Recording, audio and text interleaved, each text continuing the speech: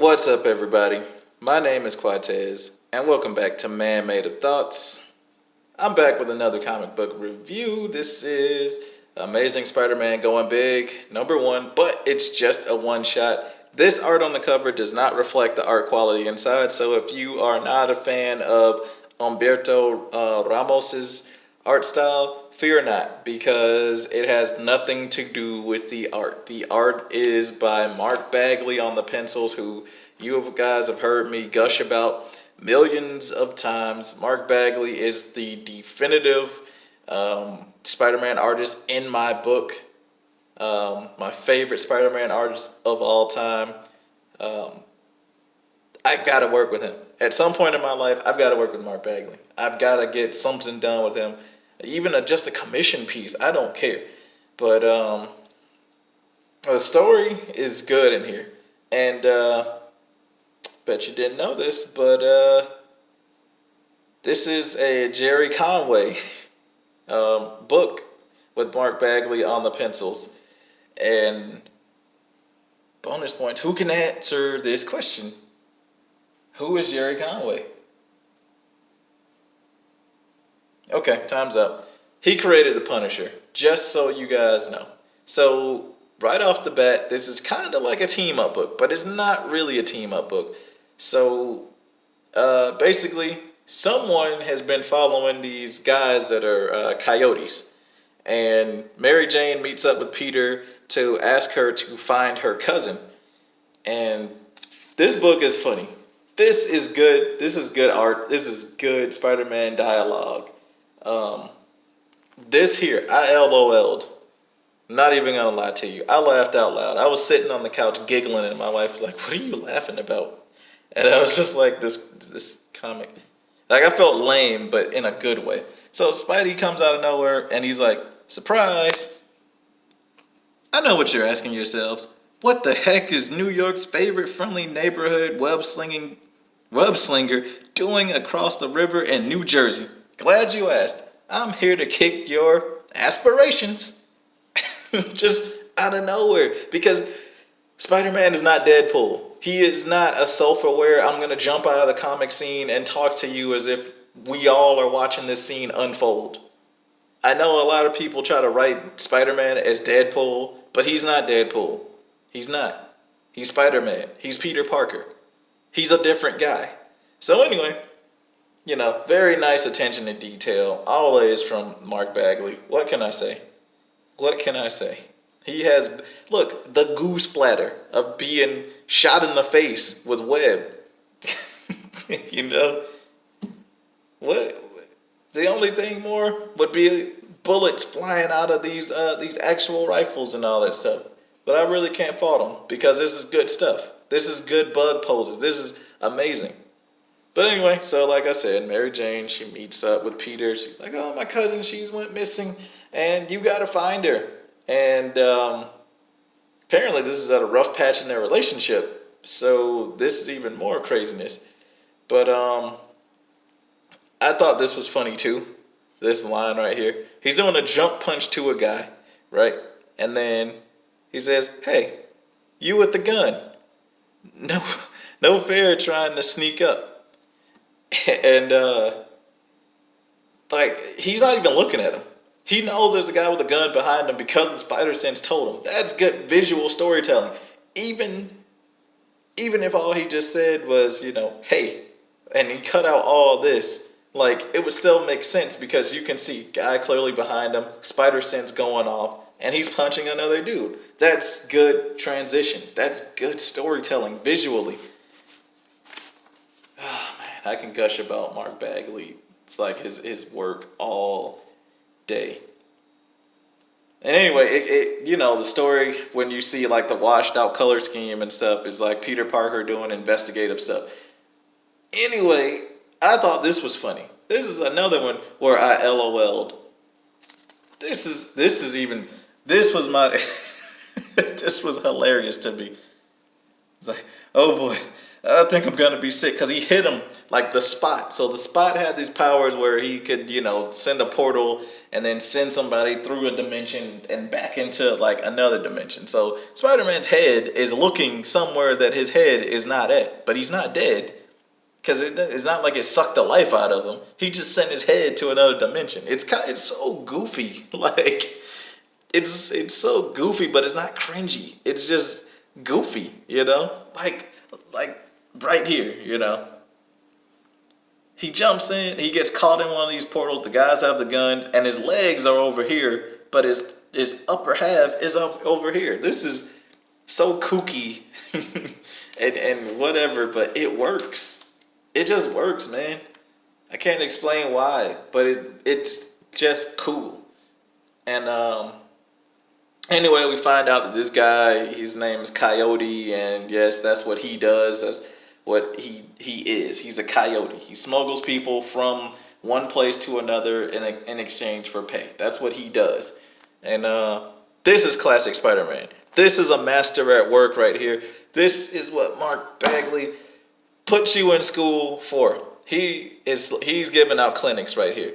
You want to make Spider-Man move? Okay. You get him flipping. You get him doing another flip. You get him doing whatever this is in transition to be able to, after he's flipped, and somehow turn himself over and do a web swinging pull foot like he's pulling himself like this. This is Mark Bagley. Like, he has not broken a sweat. If Tom King can write that Superman up in the sky and in a bathrobe, probably with a turby twist on his head, drinking a mojito, then Mark Bagley is sitting there in a Snuggie, just literally just like making everybody look ridiculous right now. He's like, this is only a third of my true power. Can you imagine full Mark Bagley? Ah, oh, my goodness, man. This just works so well. It works perfectly because Mark Bagley is amazing. And then, we get Stan Soapbox. But, yeah, I'm going to skip a couple of pages because, copyrights. And this guy right here, this is what I had a problem with. All right, so I know that Mark Bagley likes to reuse, his own art. I mean, this is Uncle Nick. This is Uncle Nick from the 90s comic where, Pete wanted to get Mary Jane to stop smoking. And, he introduces him to a random, mysterious guy named Uncle Nick who's in the hospital dying of cancer. That's Uncle Nick. You can't tell me he's not.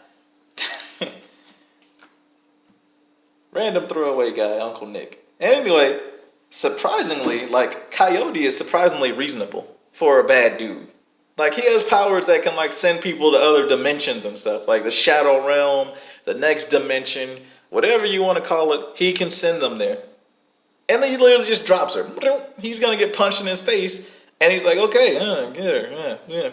And he just drops her. So I'm just like, you're very reasonable for a dude, like a bad dude. But I guess you can't really hurt people with your power. You just send them somewhere else, which, if he wanted to, I guess if he wasn't a goober, then he could probably send people, he could throw one at their head, throw one at their neck, and then throw their arms and their legs in different directions. So they just literally get ripped apart. But because he's a goofball or a goober, he's not going to do that.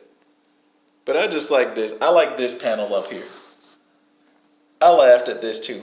Because he literally smacked the taste out of his mouth. Like, he wasn't even looking at him. How disrespectful can you be? You know what? If somebody, put some, money in Spider-Man's hand as he backslapped this dude, that would be even more disrespectful than what he did. You slap somebody with money, that's ultimate disrespect. But he literally backslapped him without even looking at him. He wasn't even talking to him.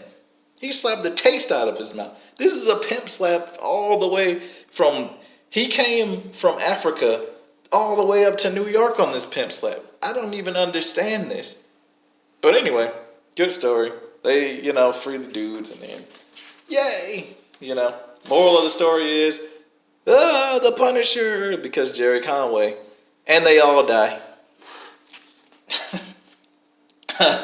I mean, I'm sorry. What do you want me to say?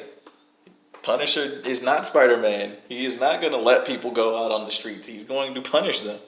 Anyway, then we get to the second story because, oh yeah, by the way, this is a 3-story book. Oh yeah, I bet you weren't respecting that one. Yeah, it's 3 stories and Spider-Man going big. This one's actually good. Not as good as the other one, but it's a good lesson because Spider-Man won't back down. And you know how I feel about heroes that don't back down. You know, even when the odds are against him, when things are stacked up, he just won't back down. So basically, um, the guy's being a bully to him. And then it sends Peter back to his childhood where apparently he was a Captain America fan. And yeah, he takes down the bully, and then Uncle Ben is proud of him for standing his own ground. So then, Peter decides, you know what, I'm gonna do what I need to do to take care of this bully because he's hurting people for no reason. The guy literally had a bad day at work, so he just decided to take it out on random people. So this is pretty much like the father-son Kamehameha from Gohan and Goku, where Goku wasn't there, but Gohan, he was able to still give Gohan the strength that he needed to use the Kamehameha with one hand and kill Cell. That's how it was. You've got Peter and Uncle Ben guiding from the rear, telling him, look, I told you to stand your ground against these bullies. And it fleshes out Uncle Ben so much because you can give so much dimension to a guy who is not even alive anymore. And then we finally get to, that was actually pretty good, sorry. Then we finally get to Eric Larson.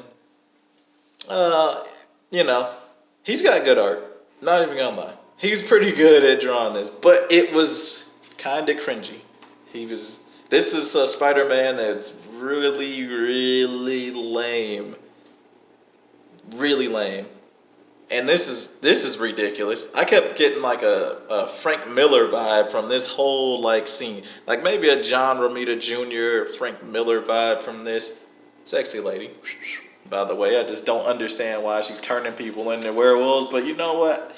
Whatever, man. I guess, now this right here makes her look absolutely ridiculous. She doesn't even look like a woman in this scene. She looks like some kind of Sambo promotional material drawing. That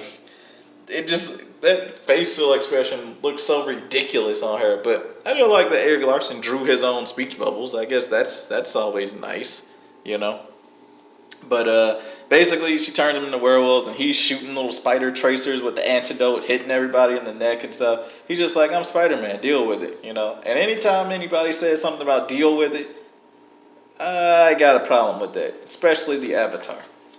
Anyway, then we get to this part, the good stuff. This is the best part of that whole thing because none of that was even remotely cool. But you get to the classic looking Mary Jane and the classic looking Peter Parker, and he's like, sorry, Mary Jane.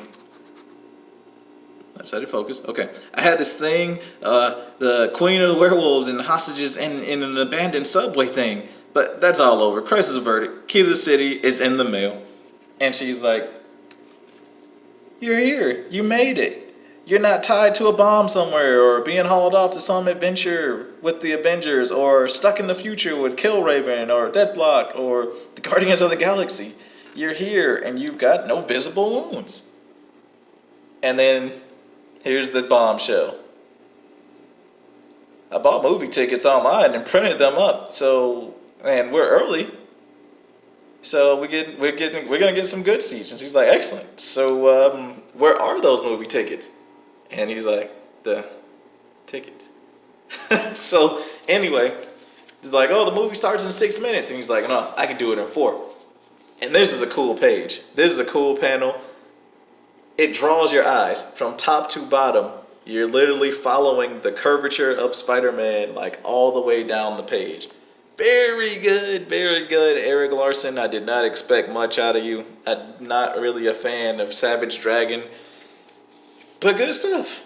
Good stuff. I can see that all these guys that are in here, they all work for Marvel at some way, shape, or form. They're all veterans of Spider-Man, so they had to come back to do this. And you know what? I'm not mad. This is definitely a buy. This is a buy. Go get it. If you can, I don't even know what the original cover would look like because my local comic book shop only had this one. and I didn't want this one because I'm not a fan of Humberto Ramos's art. But you know what? It's not bad. It's not bad because he understands anatomy and all that stuff. I just don't care about his understanding of anatomy. But anyway, this is a good comic. This is good storytelling. Man, so much goodness. And it's not even, sheesh, not even my birthday yet. But anyway, this is Amazing Spider-Man. Gerry Conway and Mark Bagley on the pencils of the first one. And it's Todd Nauck and Ralph Macchio on the second one. It's good stuff. Go out and buy it. Find it, buy it, love it, read it, share it with your friends. And if you like this video, maybe you can leave a comment down below. Like, share, comment, subscribe. Anything else that might help this channel, let me know. And I'll catch you guys later. Peace out.